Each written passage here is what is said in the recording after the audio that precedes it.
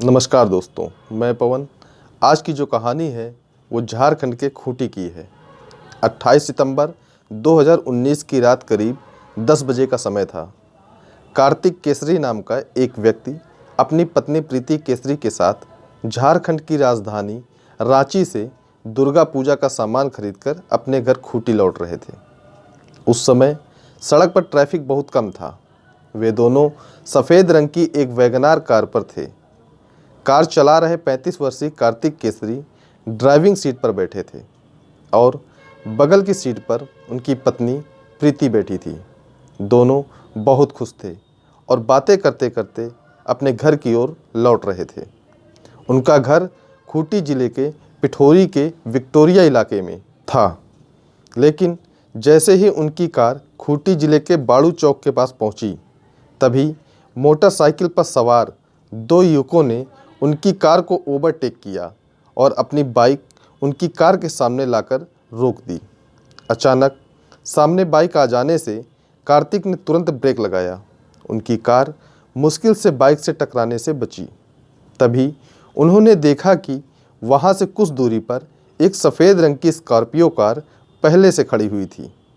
कार्तिक स्थिति को समझ पाते उससे पहले ही बाइक पर सवार दोनों युवक उनके पास आ गए और गालियां देते हुए उन्हें कार से बाहर निकालने को कहने लगे। इसी दौरान स्कॉर्पियो में बैठे दो युवक भी बाहर आ गए। उनमें से एक के हाथ में लोहे की रॉड थी। यह देख कार्तिक समझ गए कि उनके इरादे अच्छे नहीं हैं। वह असमंजस में थे कि अब क्या करें। चारों ओर रात का सन्नाटा था और कोई मदद के लिए भी नहीं था। बाइक सवार युवक लगातार कार्तिक को गालियां देकर कार से बाहर आने को कह रहे थे। जब कार्तिक से और सहा नहीं गया तो वह कार से बाहर आ गया, तो उसी दौरान लोहे की रॉड लिए युवक ने उनके सिर पर पीछे से जोरदार वार किया। वार इतना तेज था कि कार्तिक का सिर फट गया। दर्द से चीखते हुए वे जमीन पर गिर पड़े। कार्तिक के गिरते ही उनके आसपास खून फैलने लगा। प्रीति कार के अंदर सहमी हुई अपने पति को अपनी आंखों के सामने दम तोड़ते हुए देख रही थी। चारों युवकों को जब यह लगा कि कार्तिक अब मर चुका है तो वे वहां से चले गए। हमलावरों के भाग जाने के बाद प्रीति रोते हुए कार से बाहर निकली। उसने अपने पति कार्तिक को हिला डुला कर देखा, लेकिन वह बिल्कुल भी नहीं हिला। उसे समझ आ गया कि कार्तिक अब इस दुनिया में नहीं रहा। यह देखकर प्रीति जोर जोर से रोने लगी। उसे समझ नहीं आ रहा था कि इस मुश्किल घड़ी में वह किसे बुलाए या किससे मदद मांगे। इसी बीच रोते रोते प्रीति को अपनी बड़ी बहन का बेटा शंकर याद आया। उसने तुरंत शंकर को फ़ोन करके सारी बात बताई।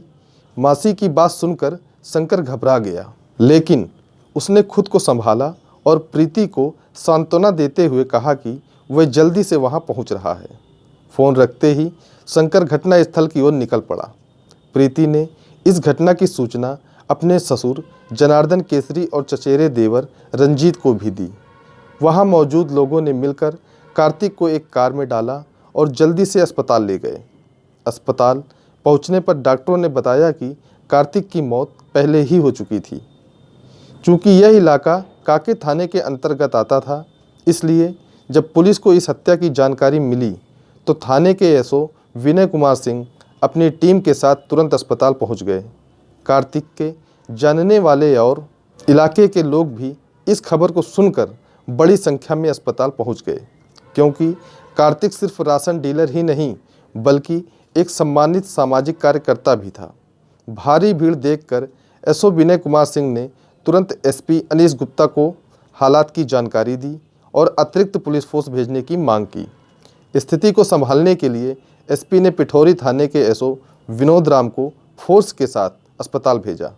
दोनों थानों की पुलिस ने वहां पहुंचकर हालात पर काबू पाया। कुछ समय बाद एसपी अमित रेणु और डीएसपी नीरज कुमार भी अस्पताल पहुंच गए। एसपी अमित रेणु ने कार्तिक के परिवार को भरोसा दिलाते हुए कहा कि अगर वे कानून का साथ देंगे और पुलिस की मदद करेंगे तो अपराधियों को जल्द ही गिरफ्तार कर लिया जाएगा। एसपी साहब ने यह भी आग्रह किया कि पुलिस को अपने तरीके से काम करने दिया जाए। उनकी बात सुनकर परिवार शांत हो गया और वहां मौजूद भीड़ को भी समझाया गया कि पुलिस को जांच करने का मौका दें। इसके बाद पुलिस ने कार्तिक के शव को कब्जे में लेकर पोस्टमार्टम के लिए भेज दिया। घटना की जांच के सिलसिले में पुलिस ने मृतक की पत्नी प्रीति से पूछताछ की। प्रीति ने रोते हुए बताया कि कार्तिक पर 4-5 लोगों ने मिलकर लाठी डंडे और लोहे की रॉड से बेरहमी से हमला किया था। हमला इतना खतरनाक था कि कार्तिक वहीं गंभीर रूप से घायल हो गया। इसके बाद हमलावर 2 बाइकों पर सवार होकर पिठौरिया चौक की ओर भाग गए। प्रीति ने यह भी कहा कि घटना के समय वह काफ़ी दूर थी, इसलिए हमलावरों के चेहरे स्पष्ट रूप से नहीं देख पाई। पुलिस ने घटनास्थल पर जाकर जांच शुरू की। जांच दूर तक खून के निशान फैले हुए थे। पुलिस ने खून से सनी मिट्टी के नमूने सबूत के तौर पर इकट्ठा किए, लेकिन वहां से कोई और ठोस सुराग नहीं मिला। उसी रात मृतक के पिता जनार्दन केसरी की शिकायत पर पुलिस ने 5 अज्ञात लोगों के खिलाफ हत्या और सबूत मिटाने के आरोप में मामला दर्ज कर लिया। इस पूरी प्रक्रिया में पुलिस को रात के करीब 2 बज गए। अगले दिन यानी 30 सितंबर को कार्तिक की पोस्टमार्टम रिपोर्ट आई। रिपोर्ट में पुष्टि हुई कि उनकी मौत सिर में गंभीर चोट और अत्यधिक खून बहने की वजह से हुई थी। हालांकि घटना को 3 दिन बीत जाने के बाद भी पुलिस के पास कोई ठोस सुराग नहीं था। एसपी अनिल गुप्ता ने मामले को सुलझाने के लिए डीएसपी नीरज कुमार की अगुवाई में एक विशेष टीम बनाई। टीम ने फिर से घटना की बारीकी से जांच शुरू की। क्राइम सीन पर दोबारा पहुंचकर स्थिति का गहराई से निरीक्षण किया गया। अब तक की जांच में यही पता चला था कि घटना की यदि उनका उद्देश्य लूटपाट होता तो वे कार्तिक की पत्नी प्रीति के साथ भी लूटपाट जरूर करते। ऐसा कुछ भी प्रीति के साथ नहीं हुआ था। दूसरी बात जो पुलिस को चौंका रही थी वह यह थी कि जब 4-5 लोग लाठी डंडे और लोहे की रॉड से कार्तिक पर हमला कर रहे थे तो उसकी पत्नी प्रीति ने उनका विरोध क्यों नहीं किया, बल्कि वह अपनी कार में बैठी रही और अपने पति की हत्या होते हुए देखती रही। तीसरी बात जो पुलिस को और अधिक परेशान कर रही थी वह प्रीति को दिया गया असंतुष्टजनक बयान था।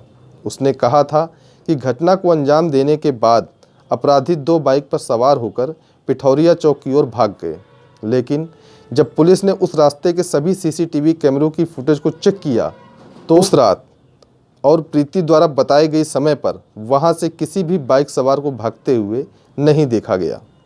यह बात इस ओर इशारा कर रही थी कि प्रीति झूठ बोल रही है। इन सभी बातों से पुलिस को प्रीति पर शक होना शुरू हो गया कि कहीं इस हत्या में उसका कोई हाथ तो नहीं है। इस शक को और मजबूत करने के लिए पुलिस ने कार्तिक और प्रीति की कॉल डिटेल्स की जांच की। जब पुलिस ने कॉल डिटेल्स देखी तो वे हैरान रह गए। घटना के समय प्रीति का फ़ोन लोकेशन घटनास्थल पर ही था क्योंकि वह कार्तिक के साथ मौजूद थी। लेकिन सबसे अजीब बात यह थी कि घटना से कुछ समय पहले प्रीति ने एक ही नंबर पर बार-बार कॉल किया था। इससे पुलिस का शक और बढ़ गया कि कार्तिक की हत्या में प्रीति की कोई बड़ी भूमिका हो सकती है। पुलिस ने अपनी जांच जारी रखी और यह पाया कि कार्तिक की हत्या किसी प्रेम संबंध के चलते हुई है। हालांकि प्रीति को गिरफ्तार करने से पहले पुलिस ठोस सबूत जुटाना चाहती थी, इसलिए पुलिस ने प्रीति के कॉल डिटेल्स निकाले और उसमें अंकित नाम के व्यक्ति का नंबर निकल कर आया।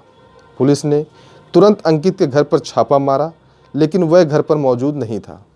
अंकित के परिवार वालों से पूछताछ करने पर यह पता चला कि वह करीब 15 दिन पहले कहीं चला गया था। हालांकि उसके घर वालों को भी यह नहीं पता था कि वह कहाँ गया है। अब पुलिस का पूरा ध्यान अंकित को खोजने और उससे पूछताछ करने पर था ताकि इस हत्या की असली सच्चाई सामने लाई जा सके। अंकित का घर से अचानक गायब होना, पुलिस को यकीन हो चला था कि इस हत्याकांड में अंकित का जरूर हाथ है। उसका मानना था कि अगर वह निर्दोष होता तो घटना के बाद यूँ फरार क्यों होता। अब इस मामले को सुलझाने की आखिरी उम्मीद मृतक कार्तिक की पत्नी प्रीति से पूछताछ थी। पुलिस को लगा कि अगर प्रीति से सख्ती से सवाल किए जाएं तो हत्याकांड का सच सामने आ सकता है। इस घटना को हुए 2 हफ्ते गुजर चुके थे और पुलिस पर दबाव बढ़ता जा रहा था। अंततः 10 अक्टूबर 2019 को पुलिस ने प्रीति को खूंटी जिले के विक्टोरिया से गिरफ्तार कर लिया और थाने लाकर पूछताछ शुरू की। पहले तो प्रीति पुलिस को गुमराह करती रही और बार बार यही कहती रही कि उसका इस हत्या से कोई लेना देना नहीं है। वह खुद को निर्दोष साबित करने की कोशिश करती रही, लेकिन जब पुलिस ने उसके सामने अंकित और उसकी कॉल डिटेल्स रखी तो प्रीति घबरा गई। सच्चाई सामने आने के डर से उसने आखिरकार अपना गुनाह कबूल कर लिया।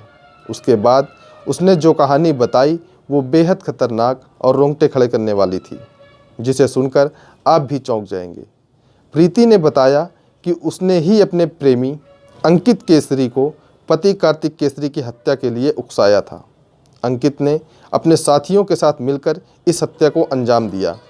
प्रीति की इस कहानी को सुनकर हर कोई हैरान रह गया। उसने अपने ही पति की हत्या की साजिश रचकर सभी को चौंका दिया। इसके बाद पुलिस ने प्रीति को अदालत में पेश किया, जहां से उसे जेल भेज दिया गया।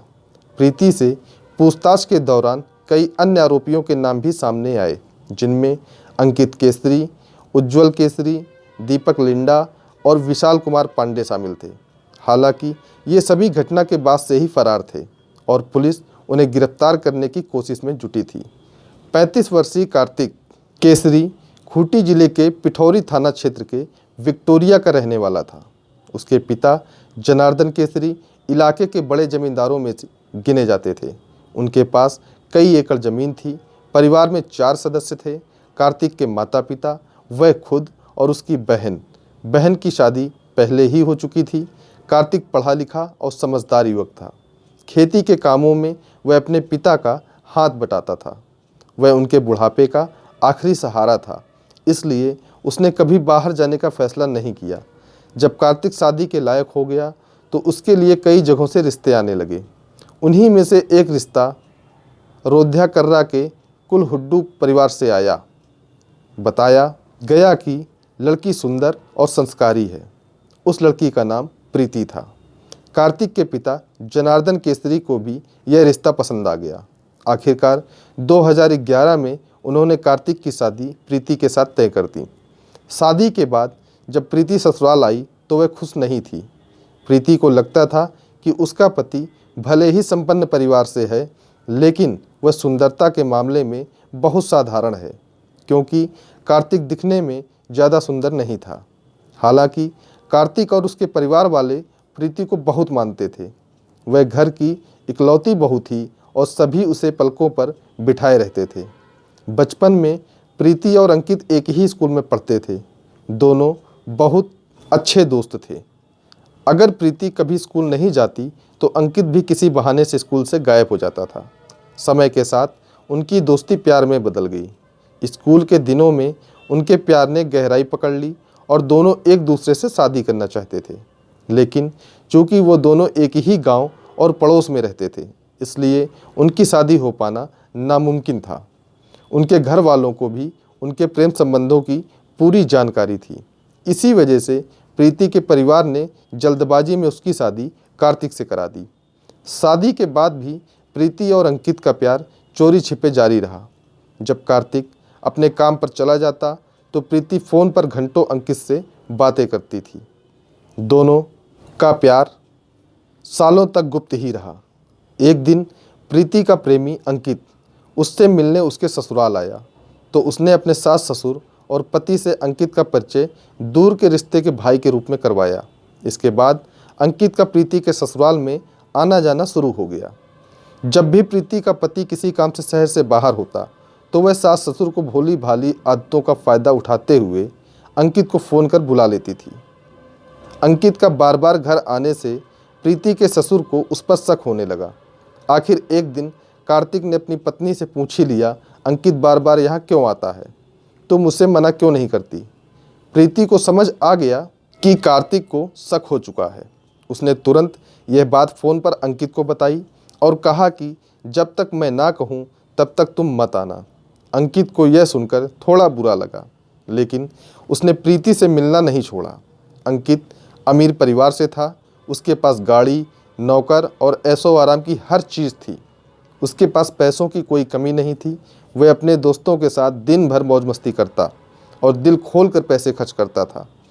उसके खास दोस्तों में विशाल पांडे जो वकील था, दीपक और उज्जवल केसरी जो उसका ड्राइवर था, शामिल थे। ये सभी दोस्त अंकित और प्रीति की प्रेम कहानी के बारे में जानते थे। जब प्रीति ने अंकित को ससुराल आने से मना कर दिया तो वह परेशान रहने लगी। उसके मन में बार बार एक ही ख्याल आता कि कार्तिक को हमेशा के लिए रास्ते से हटा देना चाहिए। उसने यह बात अंकित को बताई। अंकित ने यह बात अपने दोस्तों को भी बताया, लेकिन दोस्तों ने उसे ऐसा करने से रोक दिया।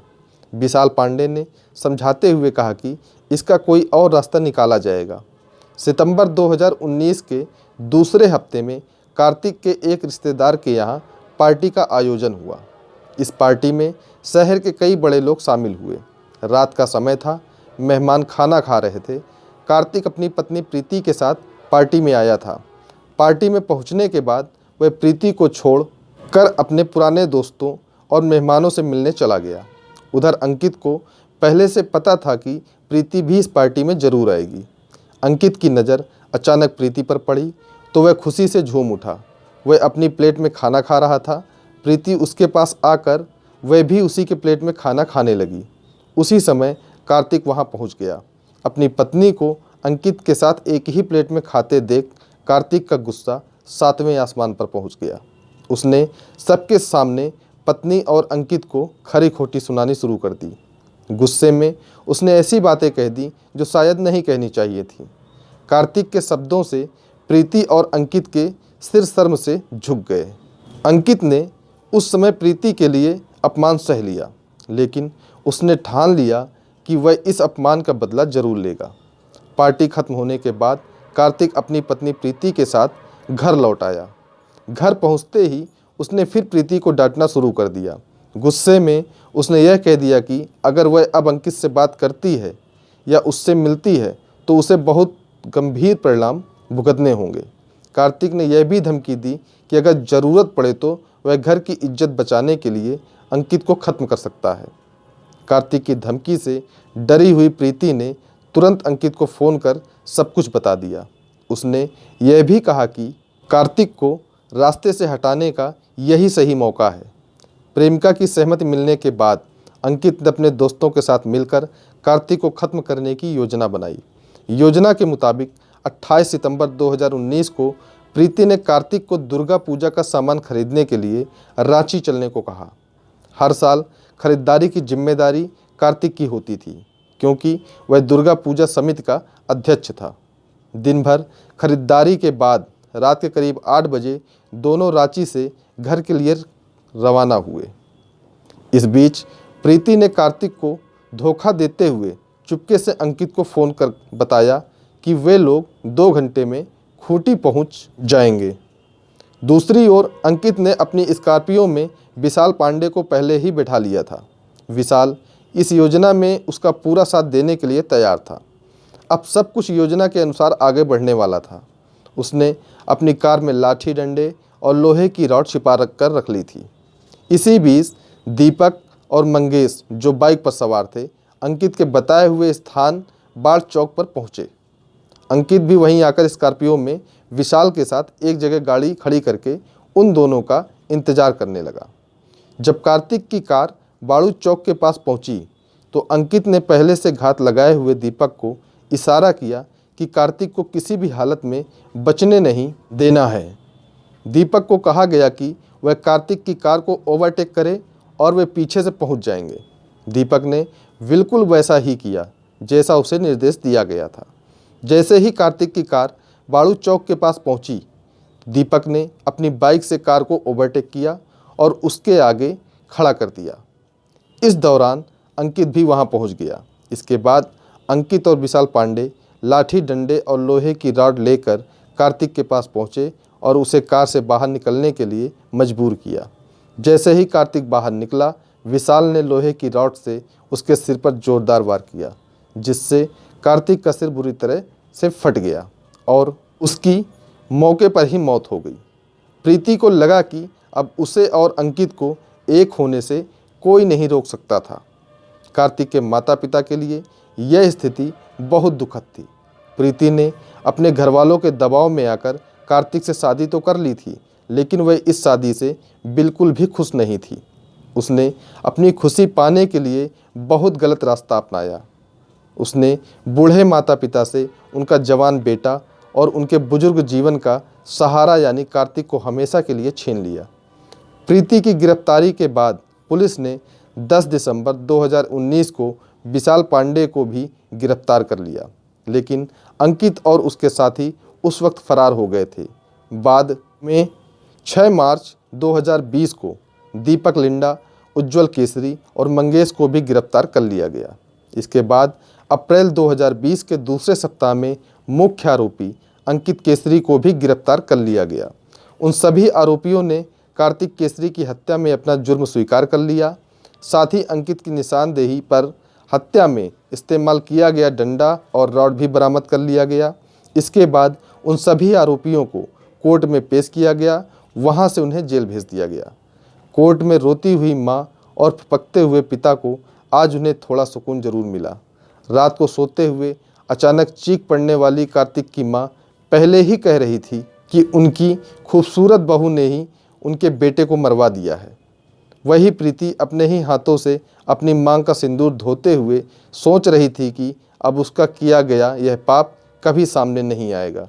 लेकिन उसे क्या पता था कि वो जिस कानून को चकमा देने की सोच रही थी वो उसके सोच से कई कदम आगे है। आखिरकार 15 महीनों के बाद कार्तिक के माता पिता को थोड़ी राहत की सांस मिली। अब उन्हें बस इंतज़ार है कि प्रीति को कड़ी से कड़ी सज़ा मिले, ताकि उनकी गोद सूनी करने वाली हत्यारन बहू को उसके किए की सज़ा मिल सके। दोस्तों, इस कहानी को सुनाने का उद्देश्य आपका दिल दुखाना नहीं है, आपको परेशान करना नहीं है, बल्कि आपको जागरूक करना है, सचेत करना है। इस वीडियो में अपना कीमती समय देने के लिए आपका धन्यवाद। आप जहां भी रहें सतर्क रहें, स्वस्थ रहें। मिलते हैं फिर किसी नई वीडियो में नई कहानी के साथ। जय हिंद, जय भारत।